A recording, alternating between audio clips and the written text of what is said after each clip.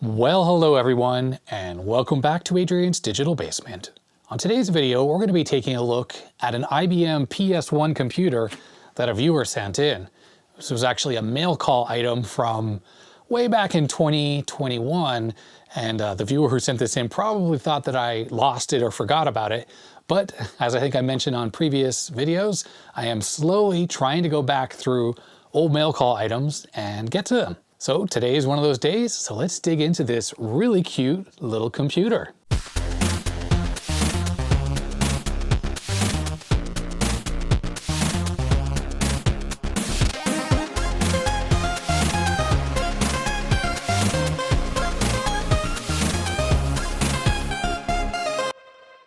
All right, next up is a package that came from Patrick in Lafayette. I think it's Indiana. And there is the computer. It's an IBM PS1. And this computer goes with that monitor, the little PS1 VGA monitor that I have. And interesting is this computer doesn't have a normal power supply and needs the monitor to actually power it up. Now, if people recall from the video where I worked on that monitor, I removed the cable that would power this up. And I also took the fan out of the monitor. Luckily, I saved that cable because I just need to open the monitor back up, reinstall a fan, reinstall that cable, and then this computer will be able to work.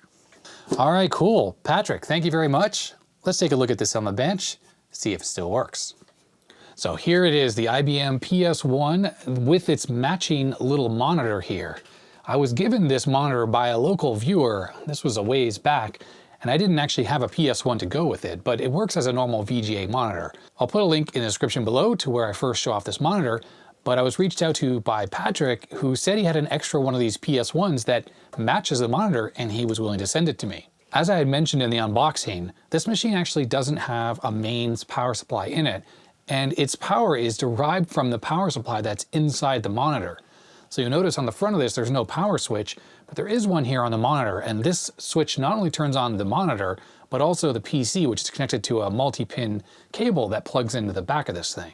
Looking at the back of the PS1, this is where if you come across one of these machines and you don't know its history, you're going to be confused, as in, where's the connector for an external power supply? There's a VGA connection here with a little monitor icon, another monitor connection, which is actually the power input, but it also has a picture of a monitor, printer port, we have a very dirty fan, and then we have a keyboard and a mouse connection, both PS2 style, and we have a modem jack for, looks like 2400 bits per second. And here, under the barcode, it says type 2121-B82, and there's the serial number. We're gonna figure out what the specs of this thing are based on this type number right here. There's a cover right here, which is going to be a slot, I think, for proprietary sound card, which is sort of unobtainium and very much like Tandy 1000 or IBM PCjr style sound capabilities, not like a Sound Blaster compatible. And underneath the top of the case here, it looks like there are two ISA slots, but again, I've never looked inside one of these machines, so I'm just guessing by what's on the outside. On the front of the machine, we have a 1.44 megabyte floppy drive labeled A.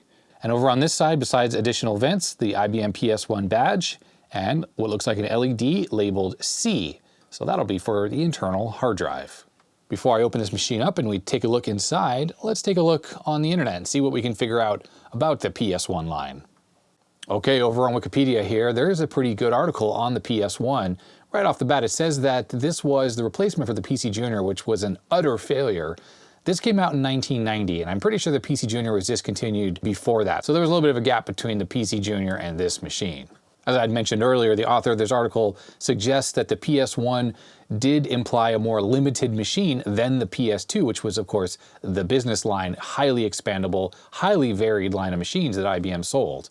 The PS2 line, while PC compatible, was based on a new architecture called microchannel, and that was designed for IBM to be able to kind of recapture the PC market and not allow people to make clones of their machines. But the funny thing is the PS1, as it states right here, is based upon the original AT architecture like the 286. So this is not really any different than all the clones that are out there. It goes on to say the PS1 line was created for new users and sold in consumer electronic stores. So that would be like Best Buy here in the United States, Circuit City, things like that, alongside offerings from Compaq, HP, Packard Bell, etc., etc. Now here's a list of all the various types of PS1s that were sold, and as we saw on that sticker, this is the 2121 proprietary design, power supply within the CRT, and 2 additional ISA slots. I actually was unaware that there were other versions like the 2123, which is just a IBM PS2 Model 30 with 3 slots, but also some desktop and tower cases that had regular bays. So those must have been a lot closer to the Aptiva line, which I've seen plenty of, and those have like normal bays. You can put a CD-ROM drive and stuff in them. I guess that's what IBM was doing with this line before they renamed it to Aptiva. For me, when I think of the PS1, I really do think of the 2011 or the 2121, this machine here, just because of the interesting form factor and look of this whole machine assembled like this. The original 2011 came with a 10 megahertz 286, so that's going to be pretty slow if you end up with one of those. When IBM moved to the 2121, they added the ISA slots, but they also bumped it up to the 36SX processor, either at 16 or 20 megahertz.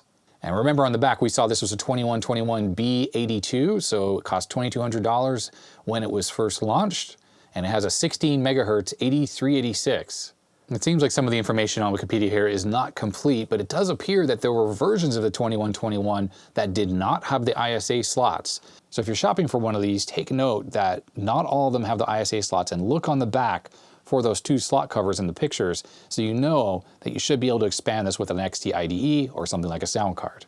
There's something else to note if you're shopping for one of these. IBM did sell a version of the monitor that was grayscale, so it was monochrome. And unfortunately, when I've seen pictures of it, it looks very similar to the color one. So just watch out for that if you're looking for a system that has a color monitor because you want to run color games. The article goes on to show the other models, and I'm not really going to cover those because these are just sort of boring PC-like machines. All right, enough waffling. Let's try to open this thing up. There's a button right here. Something must give. Which way does this go? That's tougher than I thought. I think the problem is there is tape on here. I didn't even notice this. Okay, I got it. The case slides forwards. I was thinking that this plastic bezel stayed behind on the front and just the metal slid backwards, but the whole thing comes off.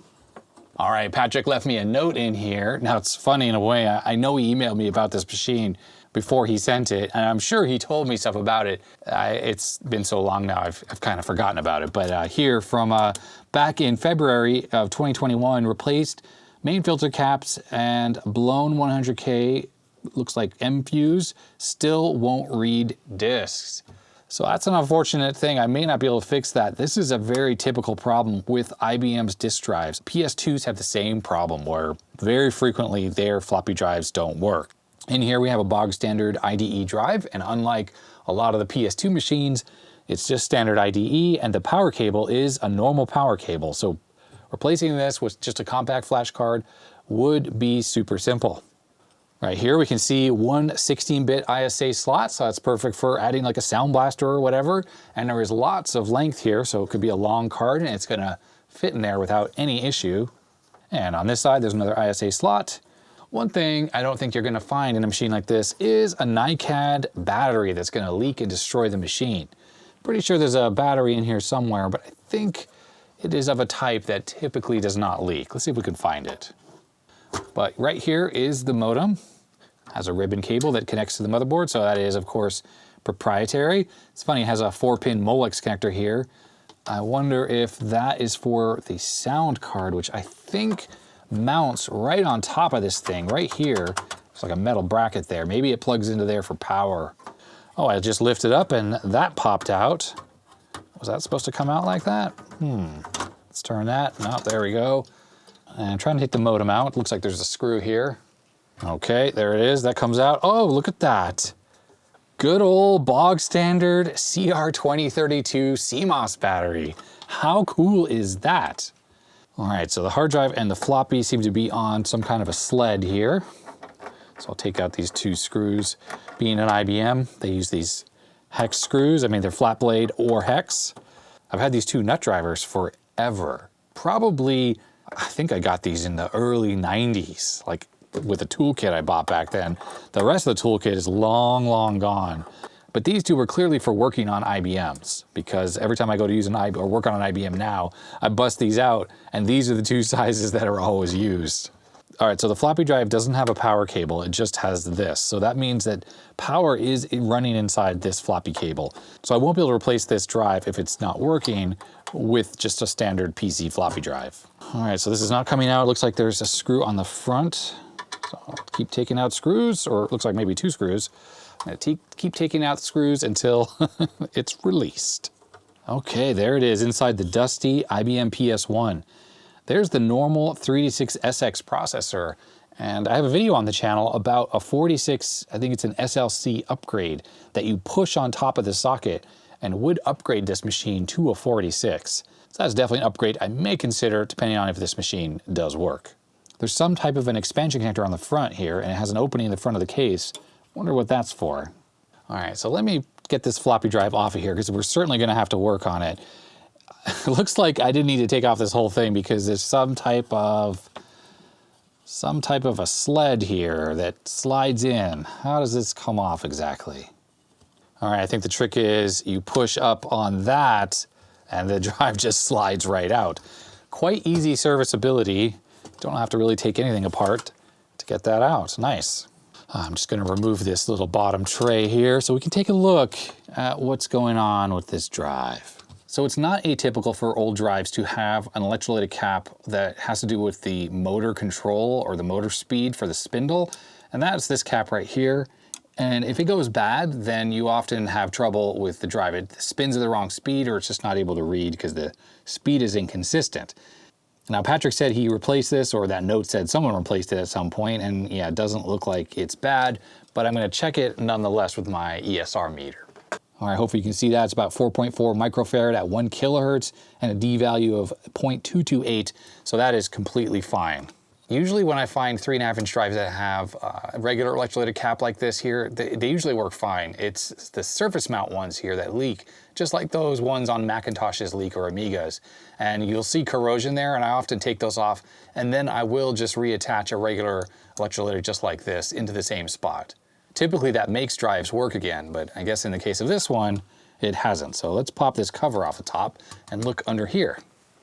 All right, so under these ribbon cables here, there's some caps and it's all looking very burned under there. So I'm going to carefully remove these ribbon cables and we're gonna try to get that PCB out of here. I'm not sure if this is even gonna be in focus, but there's the read-write head and whoa, it's covered in a lot of brown gunk. So it may not be reading just simply because that is filthy.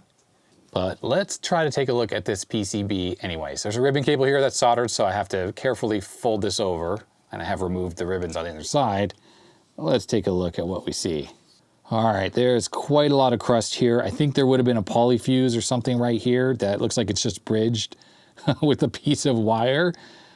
So I'm gonna remove this stuff and just take a closer look at what's going on under here. Nice TC colon brand caps there.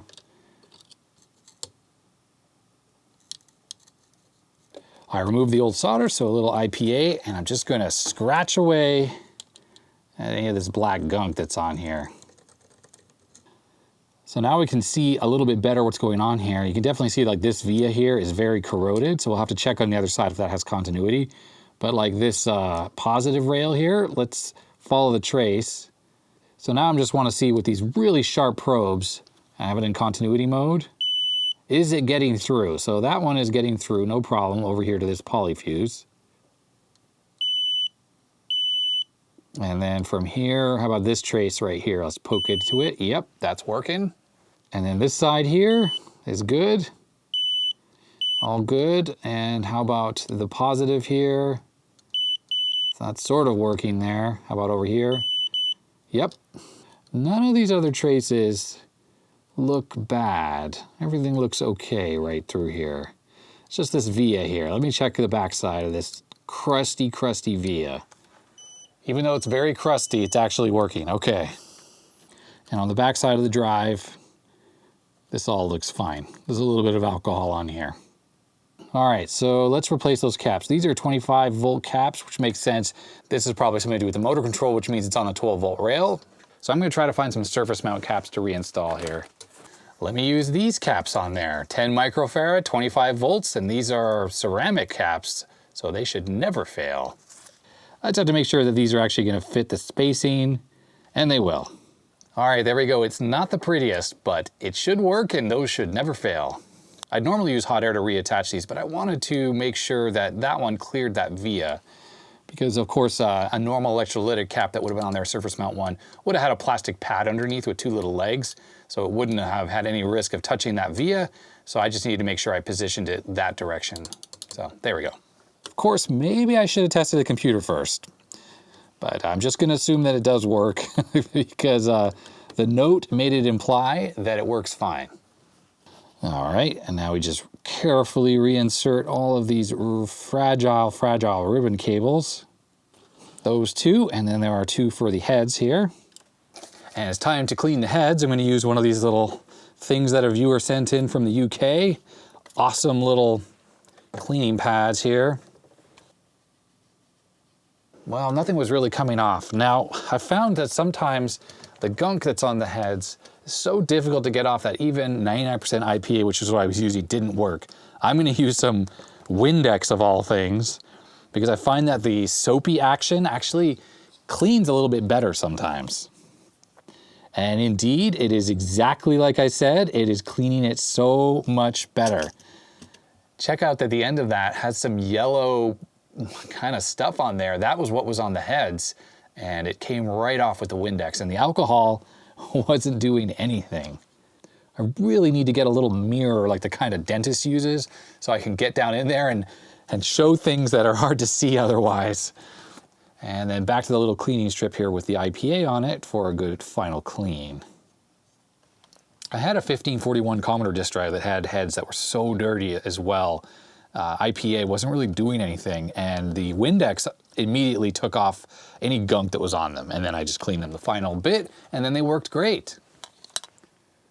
All right, so there is the head. Hopefully you can see that. It is nice and white and clean now, so that should be good. All right, next thing is, how is the mechanism working? Let's see if it's, oh yeah, that works well. It has a nice snap to it. Now I keep a stash of bad floppy disks, which is what this is, because I don't always want to put a good disk into a dirty drive. So I'll probably do my first test with this disk. While I have this out, I'm just gonna clean the blue button here, because it's really gunked up looking as well. All right, the button is clean, and what I'm gonna do now is just clean the sliding assembly here. I'll use IPA on a clean end of the cotton swab here. There's a lot of gunk on there. So I'm just gonna try to clean that off a little bit, and then I will try to rotate the head assembly here to move it. I don't know if I'll be able to do that. I can't seem to move the head because it's locked into the little worm gear, or I don't know what this thing is called, worm shaft. And I'm trying to just turn it. It's not turning. So what I'm gonna do is we're gonna plug this into the computer with the lid of the drive off, just to make sure that head is moving properly. Because this could be seized up. Judging by the amount of rust and corrosion on the machine, just being in a damp place, sometimes the motor can seize up, and if there's no easy way to turn it, and there isn't with this, then you just have to hope you can loosen it up. And if I need to, I'll take that motor out and then see what I can do. Okay, so I think it's time to power up the machine, and I'm gonna do that just like this with nothing installed in it, because we don't really need anything installed in it to get it working, right? The only thing, of course, I do need is the monitor, because it is the power supply. So I mentioned this at the start of the video. When I originally got this monitor, I never thought I'd have a PS1 to use it with, so I just removed the power cable that went from this to this machine. But luckily I saved it, so I put it back in the monitor, and here it is.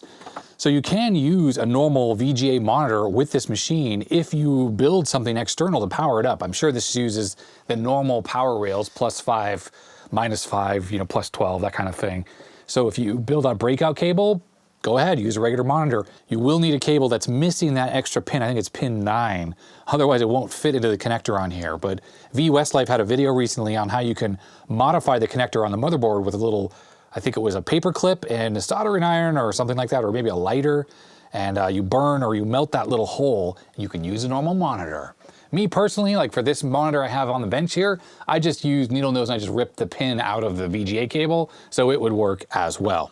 I never actually tested this monitor on a PS1 computer, right? Because I don't know if the power supply is giving the correct voltage rails. Oh, we have a cursor.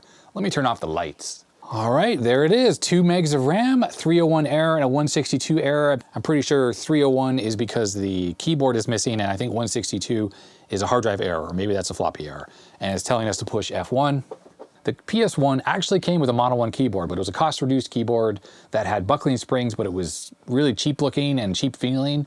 And while it had the nice clicky sound and I think it had a good key feel, if you take it apart, you can never make it work again because it has these horrible zebra strips and a membrane, and it's just, the whole thing is really bad. So I'm gonna be using this keyboard, which is an ultra cheap keyboard I got recently. Hit F1 to continue. Is this thing of a BIOS or anything? Oh look, there's that cool built-in menu thingy. The date even says 2/12/22, so that's a good battery in there. All right, the drive is connected and I put it on a piece of plastic here because the mouse pad is to keep it from shorting the motherboard, but sometimes the motor, the spindle motor on the bottom will rub on this rubber here, so a piece of plastic is all I need. So let's turn this on. Hopefully we don't have any sparks come out from those caps I just installed. Okay, so far so good. All right, we got a 162 error, and I think this thing actually tried to seek, but I don't think it actually did anything. So let me put in a disk. It says insert a DOS disk, and it is definitely not reading. But what I have not seen is the head move at all. Let's just watch to see if there's any movement out of the head here. Ah, a little bit, but that was not happy. It tried to seek. Let's try to unstick that motor.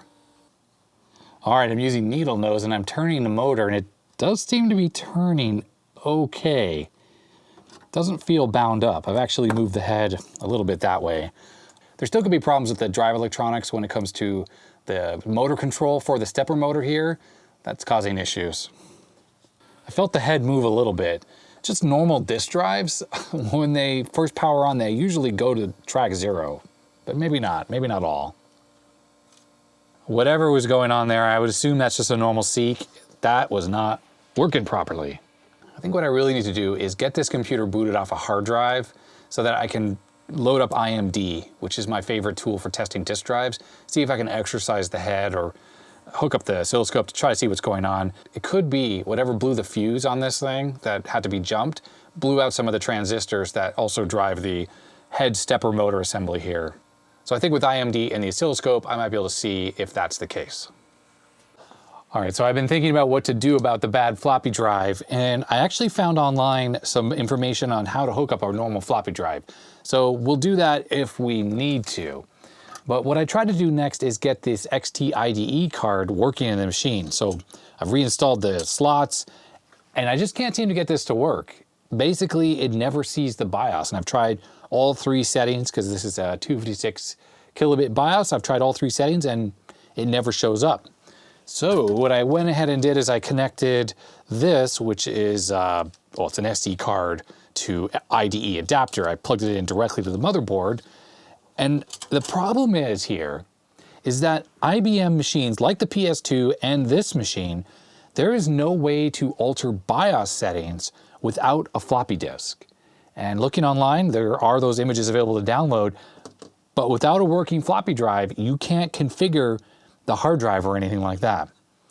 So right now, I don't know if this thing's even gonna boot, because I didn't try booting with that original Maxter drive that was in here. The BIOS has clearly been reset because the battery is changed and the date is right.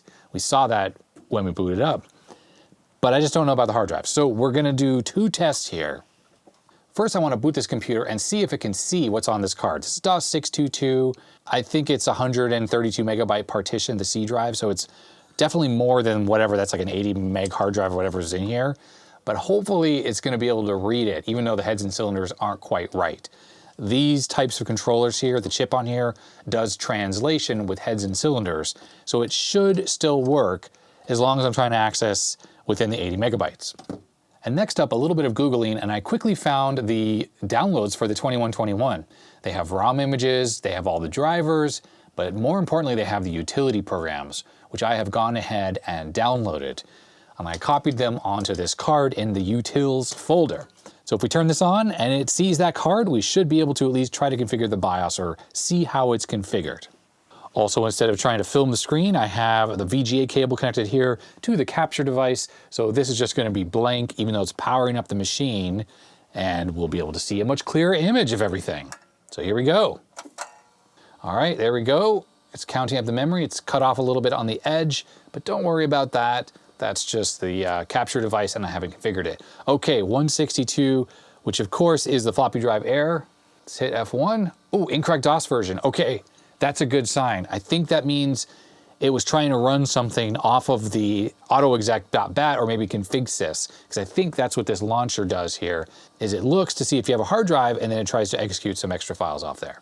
All right, so if we go to your software, it should be able to let us drop to the DOS prompt. Oh yeah, look, there's everything, it's showing it. All right, so we'll drop to DOS prompt. There it is, DOS version 4.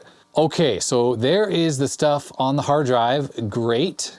All right, the PS1 folder is there, and there are the utilities. So I think it's configure, installed memory, 2 megs, fixed disk, 527 megabytes. Yeah, it seems like you can't actually control the hard drive type. So I guess it's auto detecting the card, and that is actually like a 2 gig card, I think, or 8 gigs or whatever. It's seeing it as 512 megs, but because that first partition is only 132 megs or whatever it is, that means it should totally read it. So let's hit enter. And then there's another program, customize. Here we go. So I see you push the space bar on the one you want to change, and we have to cycle through all of these. Maybe if we had a mouse, it would be able to select it. Keyboard speed, why don't we set that fast? Start from built-in DOS, try diskette first. Let's do try disk, then fix disk. And it looks like here, if you are starting with the built-in DOS, you can decide to pick one of these to always boot directly into, like Works or Prodigy, which is an online service in the US. And then here lets you pick whether you have built-in or from disk for your configsys autoexec. That's why we're getting that error, because that's DOS 622 on here. Now it should boot directly into 622, and it is. Now in here, there's a program called 4quad 6-2, and I think it's the self-extracting archive. This is the DOS shell that is compatible with DOS 622. So here looks like ROM shell is going to be that shell. Right, and here's the DOS shell running in DOS 6.22. Perfect. All right, so what I want to see is if IMD is on here, and it is indeed. Okay, so I need to plug that floppy drive back in here, and let's exercise that head.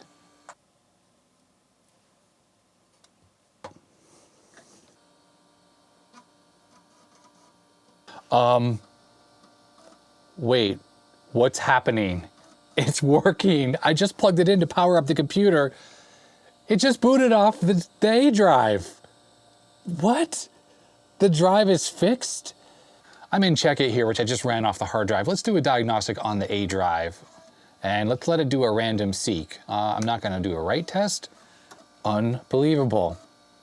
So we saw before it was trying to seek at boot, it wasn't. It definitely wasn't reading the disk or booting. So I'm assuming the only thing that was really wrong with this is maybe the heads were dirty, but more so just moving the head assembly using the needle nose on that shaft there for the drive heads seemed to do the trick. It's just when I moved them, it was very easy to turn. It wasn't bound up at all feeling. So I don't really get what's going on. But as we see on the screen here, it has completed a random read without any issue at all. So let's run configure again. And I think I just want to make sure that it sees the disk drive. It does. All right, so with that, this machine is working properly. So it's now time to put it back together. And in the process, I'll give it a little bit of a clean inside and out. I can definitely tell this was used by a smoker because the fan here is very brown and crusty and it's blowing that nicotine glaze smell all over me. And my fingers, I could smell it on my fingers from touching the machine. So I will give this thing a nice little disinfectant and then I will see you when it's back together. All right, the PS1 is coming along nicely. I have this pretty much configured the way I want it to go back together. We have a Sound Blaster 16 card in here. I mounted my SD card reader into here, plugged it into the motherboard. The original hard drive that was in here I've taken out, but this drive actually does work perfectly. It had just the stock installation of the PS1 on here, so I didn't need those files, so I just formatted this thing. But as old as this is, 80 meg hard drive, working perfectly. I did put the original mounting sled back in the machine, and in this bag is the original cable and even the stainless steel screws that were attached. I'll just leave that inside the machine here. The modem is installed underneath the Sound Blaster card here, even though not really needed anymore. And before I put all this stuff in, I gave this thing a general clean by blowing it with compressed air and just sort of cleaning out all that dust and stuff that was inside. I gave the outside of the bottom part of the chassis a nice clean with Magic Eraser and Windex so there's no more grime on it. And I took the fan out, cleaned out all that caked on dust and cigarette smoke on there. And I even added 1 drop of bearing oil to the bearing that's underneath the sticker here. The metal cover that was on the machine was pretty grimy, but actually that was just cigarette smoke residue as well. So a good cleaning with Windex and Magic Eraser made this thing look pretty much as good as new. There's a couple very minor scratches on it though. And lastly, there is the front cover. Some people may have noticed when I was taking the machine apart, the cover seemed kind of loose. And actually what had happened is 3 out of the 4 standoffs that holds this on to the metal chassis had broken. Luckily, the screws were still holding on to the little pieces of plastic, so I actually used acetone to reconnect the little pieces of plastic. But then, just to reinforce them, I added JB Weld, and that's what all the silver or gray goop is on there. This one hadn't broken, but it actually had some cracks in it, but these 3 had actually totally broken. So with the acetone, even before the JB Weld, they were actually holding firm, but the JB Weld is just my extra insurance, even though it's kind of ugly, to hopefully make sure this thing stays attached for the near future. Magic Eraser, of course, made this thing look really nice and clean again. It was also grimy and kind of yellow from the cigarette smoke, but after the Magic Eraser, it really cleaned up nicely. And there we have it. The IBM PS1 monitor and computer is now a complete set. I actually do have a Model M keyboard, a full-size one.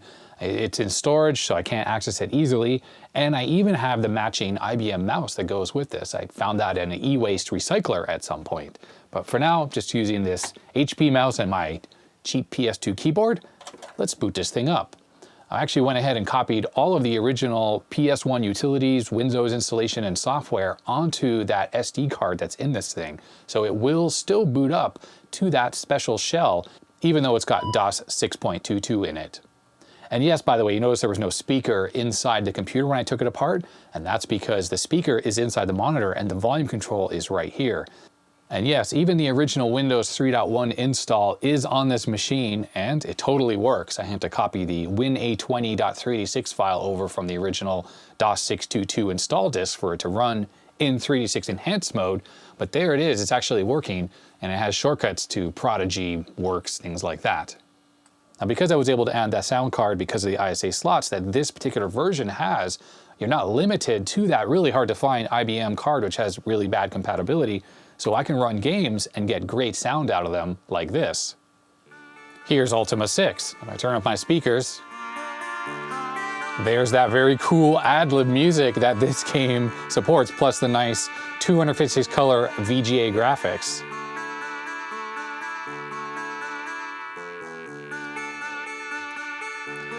It runs pretty well too. You can see the scrolling here is not super smooth, but this game was designed to run even on 286 machines. So it's pretty capable of working okay on this 16 megahertz machine.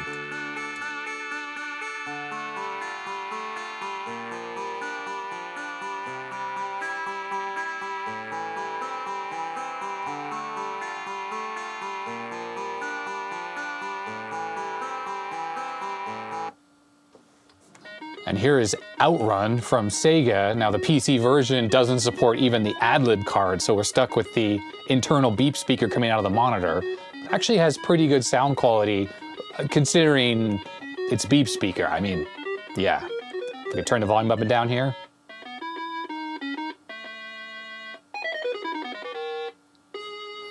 So yeah, you get what you're gonna get with that, but the fact is the speaker in here sounds a little bit better than the typical PC speaker that you're gonna see inside a lot of computers. But you'll notice the performance of the game, like the animation is relatively smooth. This thing only runs in EGA, this particular game, but it's not too bad. Here's another game I used to play a lot in high school in the computer lab. There was a whole bunch of IBM PS2s. I think they were Model 30s, and if I recall, they had monochrome screens. But I brought a copy of this in, and I used to play this game in class all the time, and the teacher didn't know about it. So let's run this. It has ad-lib sound. Yeah, Indianapolis 500, the simulator. And it's a driving game that, considering its age, 1989, it's pretty great. And I think it's one of the early games that supports the ad-lib card, 1989. So it came out even before this machine. So performance on a 386SX is decent. This game actually runs too quickly on modern computers, but on old machines like this, it works pretty well. And it's a driving game and you use the keyboard, so it's pretty good if you've never played this game. It's fun, and one thing that's neat about it is there's actually a damage model. So when you hit other cards, pieces of the cards fly off and stuff like that. So one of the things I used to do in class a lot was drive backwards on the race course here and head-on collision with other cars, which would send both cars flying all over the road, and yeah, you get little bits of debris and stuff. Quite a fun game. And it has PC speaker sound that is less good, of course, without the ad-lib, which is what I used to have when I played the game in school. So there we have it. A complete and working IBM PS1 with its matching monitor and with the desirable ISA slots, so I can add the much more useful Sound Blaster sound card to it. Thank you very much, Patrick, for sending in this machine, and I'm glad it really cleaned up really well and that the disk drive works. It was a little bit mysterious why the disk drive didn't seem to work after I cleaned it and changed out those caps and then just started working. I'm going to chalk it up to that stepper motor for the head still being a bit gummed up, and then just using it seemed to free it up, and now it works. And yes, with the machine fully assembled, it's still totally working. If you had one of these IBM PS1s back in the old days, picked it up at Best Buy or wherever, I'd love to hear about your experiences with it. I don't think when I was a kid I ever saw anyone with one of these machines, and even though I was working in a computer store around the time this was being sold, it just never came into the shop. Maybe that's a testament to the reliability of IBM, that these things just worked and worked and worked, but also probably might have had something to do with the fact that they're not really that expandable, and people probably just bought them and used them as is without ever really doing anything to them. We had a lot of PCs come into the computer store I worked at that needed upgrades or components swapped out or fixes or whatever. But something like this, people probably used it, and if it broke, they either got it fixed under warranty or they threw it away. So anyhow, if you liked this video, I'd appreciate a thumbs up, all the usual YouTube-y stuff. Subscribe to my channel if you haven't already, that really helps me out. And of course, thanks to my patrons, their names are scrolling up the side of the screen. And if you want to become a patron, you can do so at the link in the description below. Don't forget to check out the second channel, and yeah, all the usual other stuff. So stay healthy, stay safe, and I will see you next time. Bye-bye.